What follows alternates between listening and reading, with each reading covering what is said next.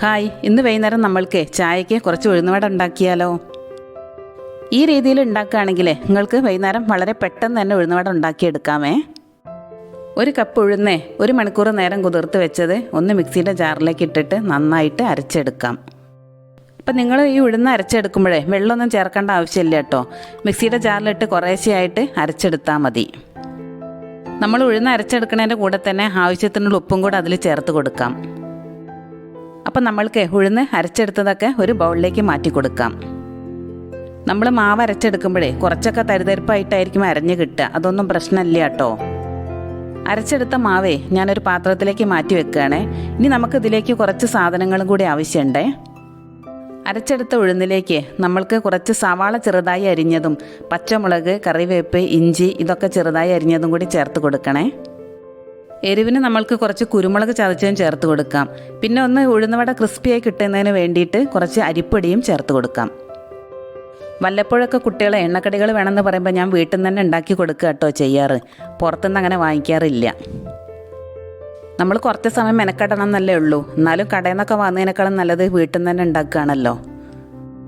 Packet ഉഴുന്നുപൊടി കിട്ടുകയാണെങ്കിൽ നമ്മൾക്ക് അത് ഉപയോഗിച്ചിട്ടും ഉഴുന്നുവട ഉണ്ടാക്കാമേ. അപ്പോൾ നിങ്ങൾക്ക് വീഡിയോ ഇഷ്ടപ്പെട്ടാൽ ലൈക്ക് ചെയ്യാനും ഷെയർ ചെയ്യാനും കമൻറ്റ് ചെയ്യാനും ഒന്നും മറക്കരുതേ. പുതിയതായിട്ട് വീഡിയോ കാണുന്ന ആരെങ്കിലും ഉണ്ടെങ്കിലേ സബ്സ്ക്രൈബ് ചെയ്യാനും മറക്കല്ലേ കേട്ടോ. സവാളയ്ക്ക് പകരം ചെറിയ ഉള്ളി അരിഞ്ഞ് ചേർത്താലും മതി കേട്ടോ. അപ്പം നമ്മൾ അരിഞ്ഞെടുത്ത സാധനങ്ങളെല്ലാം ഉഴുന്നുമാവിലേക്ക് ചേർത്ത് കൊടുക്കാം. അതിൻ്റെ കൂടെ തന്നെ ചതച്ച കുരുമുളകും 3/4 ടേബിൾ സ്പൂൺ അരിപ്പൊടിയും ചേർത്തിട്ട് നന്നായിട്ടൊന്ന് മിക്സ് ചെയ്തെടുക്കാം. ഒരു ചീനച്ചട്ടി സ്റ്റൗവിൽ വെച്ചിട്ട് അതിലാവശ്യത്തിന് വെളിച്ചെണ്ണ ഒഴിച്ചിട്ട് ചൂടാക്കാൻ വെച്ചിട്ടുണ്ടേ. ഒരു പാത്രത്തിൽ കുറച്ച് വെള്ളം എടുത്ത് വെച്ചിട്ട് നമ്മുടെ കൈ അതിലൊന്ന് നന്നായിട്ടൊന്ന് നനച്ച് കൊടുക്കുക. അതിനുശേഷം നമ്മൾ റെഡിയാക്കി വെച്ച മിക്സിൽ നിന്ന് കുറച്ച് മാവ് എടുത്തിട്ട് ഒന്ന് പരത്തിയിട്ട് നടുവിലൊരു ഹോള് പോലെ ആക്കിയിട്ട് നമുക്ക് ചൂടായ വെളിച്ചെണ്ണയിലേക്ക് ഇട്ട് കൊടുക്കാം. ഇനി നമ്മൾക്ക് ഉഴുന്നുവട തിരിച്ചും മറച്ചു വിട്ടിട്ട് ഒരു ഗോൾഡൻ ബ്രൗൺ നിറമാകുന്നത് വരെ ഒന്ന് വറുത്തെടുക്കാം. നിങ്ങൾക്ക് പാക്കറ്റിൽ ഉഴുന്നുപൊടി കിട്ടുകയാണെങ്കിൽ അത് ഉപയോഗിച്ചിട്ടും ഈ ഉഴുന്നുവട ഉണ്ടാക്കിയെടുക്കാമേ. എൻ്റെ അച്ഛനെ സാരഥി ഫുഡ് പ്രോഡക്ട്സ് പറഞ്ഞ ഒരു മസാലപ്പൊടിയുടെ കമ്പനി ഉണ്ടായിരുന്നു കേട്ടോ.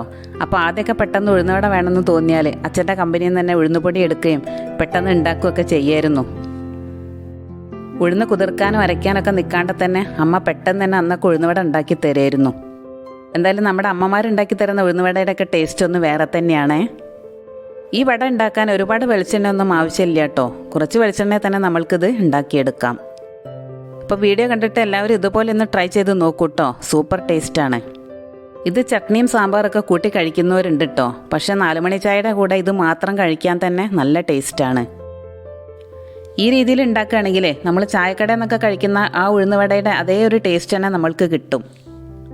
കുറച്ചധികം മാവ് കയ്യിലെടുത്തിട്ട് ഒന്നുകൂടെ വലുപ്പത്തിൽ ഇത് വേണമെങ്കിൽ ഉണ്ടാക്കിയെടുക്കാമേ. 4 മണി ചായയുടെ കൂടെ കഴിക്കാൻ പാകത്തിലുള്ള സൂപ്പർ ടേസ്റ്റി ആയിട്ടുള്ള ഉഴുന്നുവട ഇതാ ഇവിടെ റെഡി ആയിട്ടുണ്ടേ. വീഡിയോ ഇഷ്ടപ്പെട്ടാൽ സപ്പോർട്ട് ചെയ്യാൻ മറക്കരുതേ. ഇതുപോലൊരു റെസിപ്പിയുമായി ഇനി നമുക്ക് മറ്റൊരു വീഡിയോയിൽ കാണാം.